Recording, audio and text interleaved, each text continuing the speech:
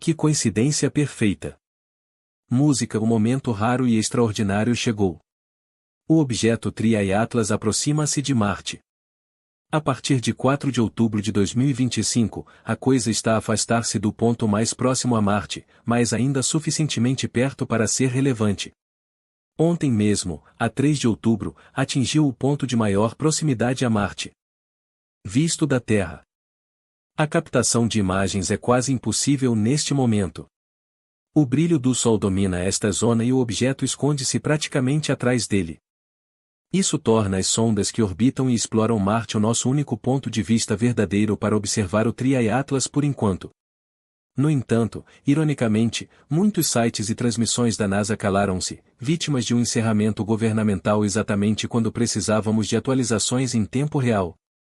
Cortar o acesso público essencial durante um sobrevoo interestelar parece demasiado conveniente, sobretudo quando investigadores de todo o mundo ansiosamente querem acompanhar o que pode ser o objeto mais estranho alguma vez detectado no nosso sistema solar. Há já especulações intensas. Alguns defendem que se trata de um cometa hiperativo como nenhum outro que conhecemos. Outros avançam ideias mais exóticas, como uma sonda vinda de além das estrelas, um fragmento de tecnologia ou até uma nave alienígena. Seja como for a plausibilidade dessas teorias, o momento deste apagão levanta suspeitas. Felizmente, temos uma pista. A 2 de outubro, o rover Perseverance captou uma risca numa sequência de exposições de vários minutos. Essa risca não corresponde ao movimento habitual do fundo celeste de Marte. Em vez de ser vertical ou alinhada com as estrias das estrelas provocadas pela rotação de Marte, este trajeto é inclinado e uniforme em todas as imagens. É autêntico. Não é um erro. Move-se a grande velocidade. É razoável supor que o que vimos foi o próprio Triae Atlas. O crédito pela detecção desta risca vai para Drill, cujo tweet no Twitter impulsionou uma análise mais profunda. Agora, o tamanho do objeto continua um enigma, mas as estimativas mínimas agrupam-se em torno de 5 km de largura, talvez mais. Não apresenta a clássica cauda de poeira imensa de um cometa. Pelo contrário, parece envolto numa vasta coma difusa de gás ionizado e poeira.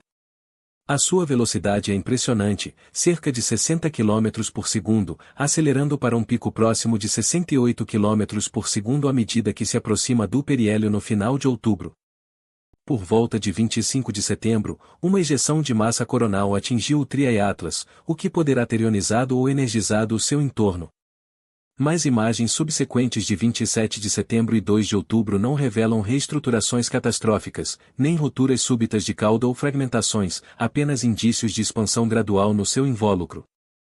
É por isso que a cobertura da NASA era tão importante para todos. A boa notícia é que não estamos de mãos atadas. A Mars Express da ESA e o ExoMars Trace Gas Orbiter também estavam posicionados para observar o Triae Atlas na aproximação máxima, registrando imagens, assinaturas espectrais de gás e dinâmicas da cauda. A missão JUICE vindoura interceptará o objeto enquanto este prossegue para o periélio. Contudo, as comunicações com o Sol atrasarão a entrega de grande parte desses dados. Juntos, estes recursos podem compor um retrato mais completo do Triae Atlas. Todos os olhares agora virados para a ESA, a nossa maior esperança para novas imagens do Triae Atlas. Música. Qual é o tamanho do Triae Atlas? Determinar o tamanho real de um cometa pode ser complicado.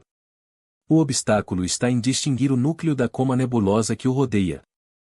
À medida que um cometa se aproxima do Sol, os seus gelos congelados transformam-se diretamente em gás, arrastando consigo fluxos de poeira para o espaço, o que cria a sua cauda distinta ou coma. Isso pode fazer o cometa parecer muito maior e mais brilhante do que o corpo sólido propriamente dito. Agora, uma equipe de Harvard, liderada por Richard Kluda, AV e Lobby Peter Weiss, analisou observações do Triae Atlas recolhidas entre 15 de maio e 23 de setembro a partir de 227 observatórios diferentes em todo o mundo, através do Minor Planet Center. Compararam a trajetória real com o percurso esperado se apenas a gravidade atuasse. O que descobriram foi um impulso minúsculo mais detetável, inferior a 15 metros por dia ao quadrado. Mas cometas com desgasificação ativa costumam receber um leve empurrão dos jatos de gás que escapam.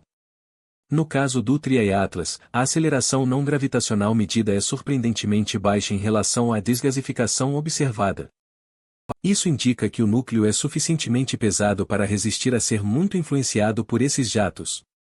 A partir disto, os investigadores estimam que o núcleo do cometa pese mais de 33 mil milhões de toneladas, com um diâmetro de cerca de 5 quilômetros, sem contar a coma envolvente, e parece ser de 3 a 5 ordens de magnitude mais massivo do que visitantes interestelares anteriores. Loeb argumenta que, considerando o que esperamos da população disponível e a abundância de elementos pesados no espaço interestelar, deveríamos já ter detectado muito mais objetos interestelares de tamanhos mais modestos antes de topar com um tão colossal. Mas não vimos. E isso torna o Triae-Atlas um desvio significativo. Loeb até considera uma alternativa especulativa de que o objeto pode ter origem tecnológica, apontando a massa inesperadamente elevada, o alinhamento da sua trajetória e alguma alegada detecção de níquel sem ferro como pistas provocadoras. Os cientistas da NASA, todavia, apelam à cautela. A visão predominante, a opinião mantém-se de que se trata provavelmente de um corpo natural. Pelas imagens, verificamos também que este objeto está ativo, o que sugere a presença de uma coma em torno do núcleo, sinal de que é mesmo um cometa. Por outro lado, há cientistas que não se limitam a questionar o que é o Triae-Atlas, mas sim qual o seu possível objetivo. A proposta da astrofísica Suzanne Fner é direta e impactante: o Triae-Atlas poderá ser uma semente para a formação de planetas. Mas como é que uma rocha errante vinda de outro sistema estelar pode desencadear o nascimento de um planeta inteiro? Vamos explorar o processo. Entramos num sistema solar jovem, com uma estrela nova no centro de um vasto anel de poeira.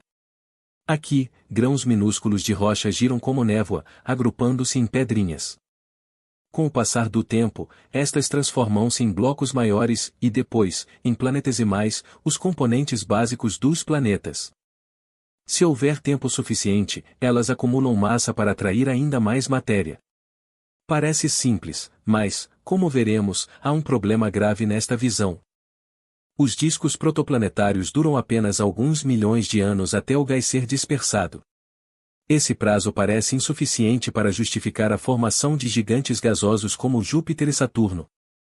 Agora, consideremos um cenário alternativo. Um objeto interestelar cai neste disco, um corpo já com dimensões adequadas para atuar como núcleo pronto. Em vez de partir do zero com grãos de poeira, o disco ganha de imediato uma base sólida que começa logo a atrair gás e materiais próximos. Assim, um visitante alienígena poderia acelerar a criação de um novo planeta. As simulações de Fner reforçam esta teoria. Ela concluiu que estrelas massivas capturam melhor objetos interestelares do que as mais pequenas. E, de facto, os gigantes gasosos são mais frequentes à volta de estrelas maiores. A correspondência entre modelo e dados reais é notável. Se for assim, então objetos interestelares como o Muon, Borisov e Atlas não são meros andarilhos. Podem ser os elementos que ativam a formação de sistemas planetários. Alguns terão ajudado a formar gigantes gasosos em sistemas distantes.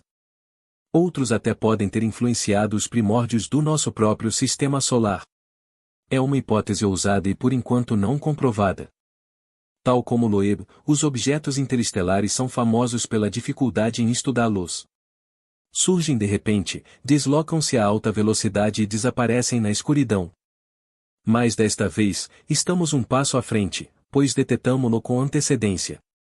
A nossa tecnologia poderá, enfim, desvendar a sua essência verdadeira, em vez de nos contentarmos com suposições depois de ele partir.